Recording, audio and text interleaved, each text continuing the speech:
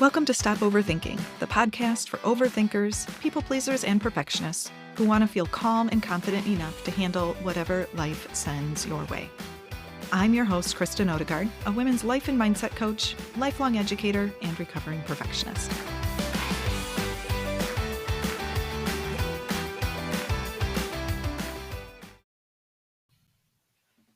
Welcome back to episode 34 of the Stop Overthinking podcast. And today we're going to talk about wanting other people to change. This is a podcast rewind of sorts of a Facebook Live that I did last year because I had so many questions as we're getting towards the holidays about other people. Maybe it's extended family, maybe it's your coworkers, maybe it's your kids, but they need to change. It seems like this time of year, there's a lot going on, and this type of thought often comes to the forefront. So listen in as I talk about what you can do without the other person, what you can do all on your own when you are wanting someone else to make some changes. Bit of time. What to do when somebody else, in your mind, somebody else needs to change. Okay, and this is really broad. So this could be a coworker that you don't like dealing with. So maybe they're overly critical.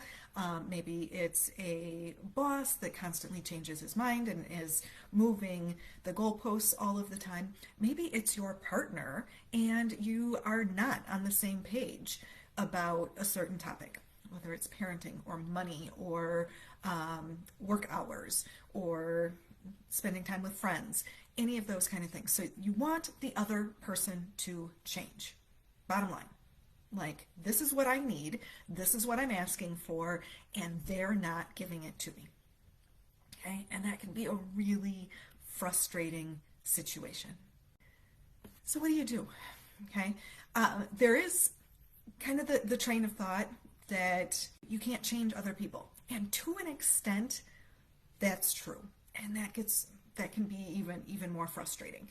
Okay, but there are different ways that we can approach this situation. So one, it is true that we can't force people to change or to do things that we want to do, especially on our own timeline. So often it's like, I asked you and I want you to do this. And chances are you've been thinking about it for quite a while. It's been bothering you for quite a while.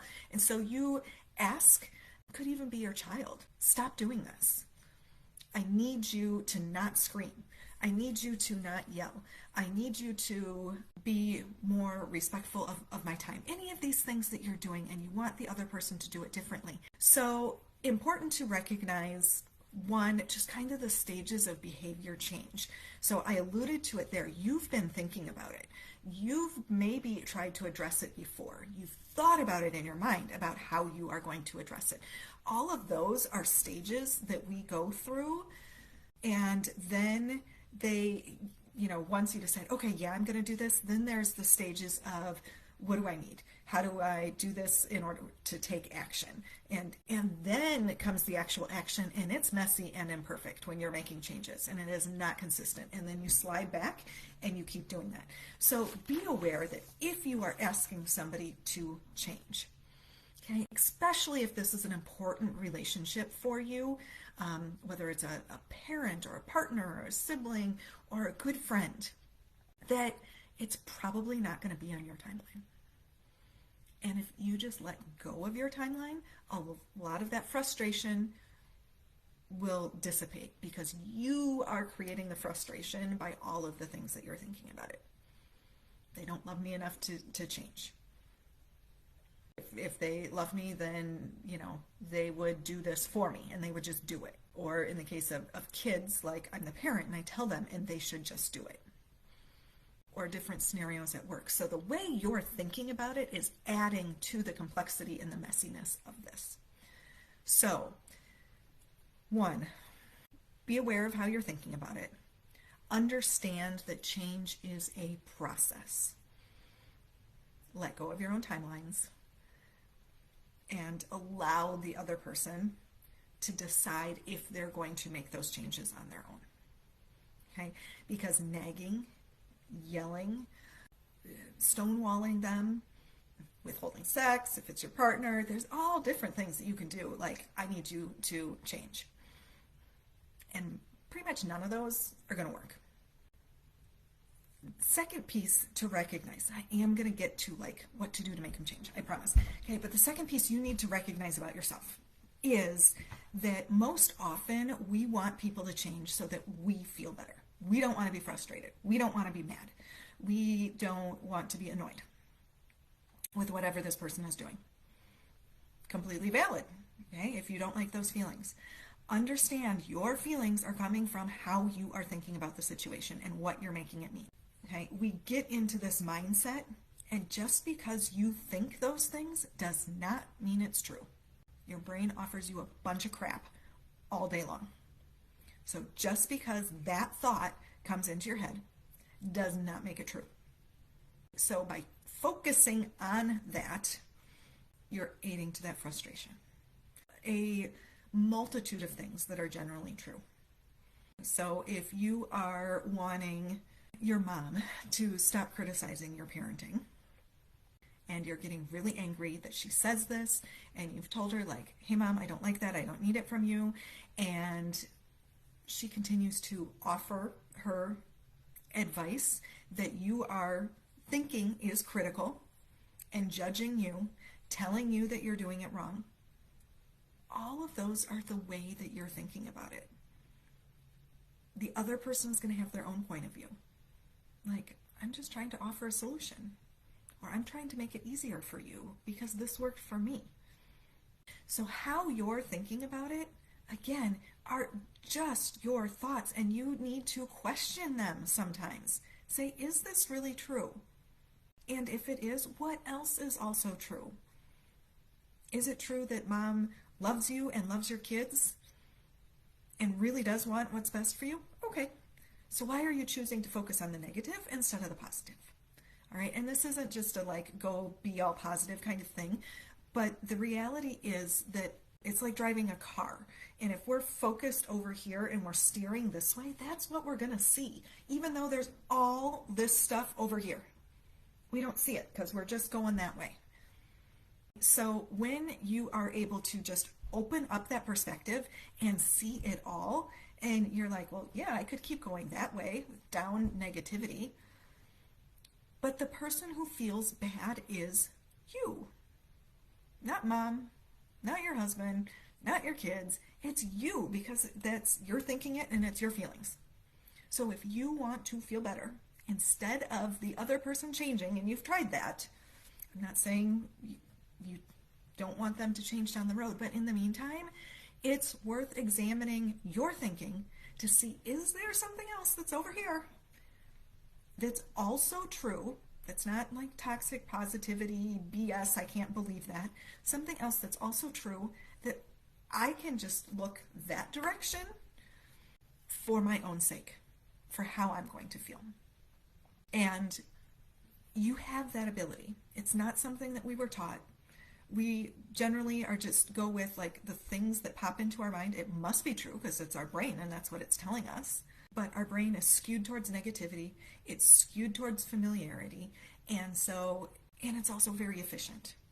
So it is not going to find a new train of thought or follow the new train of thought, even if it's true, if this old path is very well worn and you've been thinking and doing it this way for a really long time. Not on your timeline. And check your thinking, check your expectations.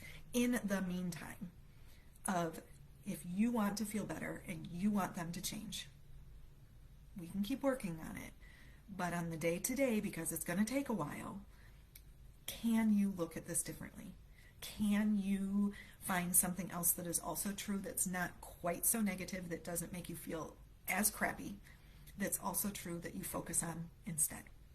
And this is going to be retraining your brain, so you're not going to do it perfectly all the time either. But even if it's a quarter of the time or half the time, that can help you regulate your nervous system, not get so frustrated, and you show up differently with that person, and your whole day-to-day interactions change. If you're not stressing out about this conversation with mom or whoever, you've got more energy, you've got more brain power, you've got more creativity, you're not yelling at other, being snappy with other people.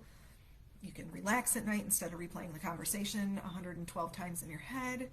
So there are a lot of benefits to doing this. It takes a little bit of work, okay, but there's a lot of benefits to doing it. Okay, so wanting this person to change. Like I said, it's not necessarily going to be on our timeline. It may not happen at all, depending on what it is and whether or not they want to. Because depending on what all scenario this person is coming from, maybe they've never seen it done differently or heard it done differently. They've never seen the interaction modeled the way that you see in your head. Like, this is the way it needs to be, and that's clear to you. They've maybe never seen that and don't quite understand what you're saying. Okay, so there's lots of things that can be true, and it's a complicated topic. And depending on your relationship with this person, it can be, if you're close to them and spend a lot of time with them, it can seem really urgent. And you can make it into this great big thing about you. They just need to change. There's nothing wrong with me. There's nothing I could be doing differently. They just need to change. But you're in control of you. So you take care of your actions, your behaviors, your reactions, how you respond. You get to choose all of those things, and that impacts how you feel. So wanting this other person to change is something that you can do. You can talk about it when it's not a highly emotional situation or emotionally charged situation. You can talk about why it's important to you, what it looks like, what they need from you in order to put that into place. Find out whether this is something they're even going to consider. But a big one is just modeling that behavior. A lot of times you want people to treat you differently or behave differently in your presence. And you walking the walk, talking the talk, acting out that behavior consistently is a much better method of getting people to change than yelling at the person for yelling at you, or to yell at them to don't talk to me that way, or just blaming the person and then talking behind, telling everybody else about it, talking behind their back, not doing anything about it. So you have influence in the dynamic, however it is. And so how you show up is really important, and how you show up is going to be determined by what you're thinking. So if you're thinking that this sucks, that they just need to do it, there's nothing I can do about it, it's all their fault, putting everything on them, it is really disempowering. You feel out of control, you feel frustrated, maybe even resentful. But if you're thinking, I'm focusing on what I can do in this situation, and I'm showing up the way I want to model that behavior, and I'm doing everything I can in this situation, that brings a whole different mindset and presence to that dynamic, which will influence the person. So it's possible. I'm not going to say you can't change another person. It's possible if they want to. But it's not going to be on your timeline. It's not going to look exactly the way that you want it to. And the best thing that you can do in the whole scenario is checking your awareness. Stop with the tunnel vision over here. Open up that awareness and decide what else could be true. What else can I focus on instead of just the negativity to get me. I hope you enjoyed this episode of Wanting Other People to Change. And I have a special holiday offer just for you as well. If you are wanting other people to change, if you need support through the holidays, or there is a certain topic that has just been on your mind, I have a holiday special offer of 3 coaching sessions for $249. This is a great opportunity for you to try coaching if it's something that you have been thinking about. Normally, I work in a 3-month program, so this is shorter term, less of a financial investment, but We'll still absolutely give you tools and support and guidance, whatever you're looking for. You can bring the topic, and we will go through 3 sessions getting you the support and tools that you need. This offer is available through December, and all 3 sessions must be used by January 31st. So if you want to learn more about this, it's at coachwithkristen.com/reset.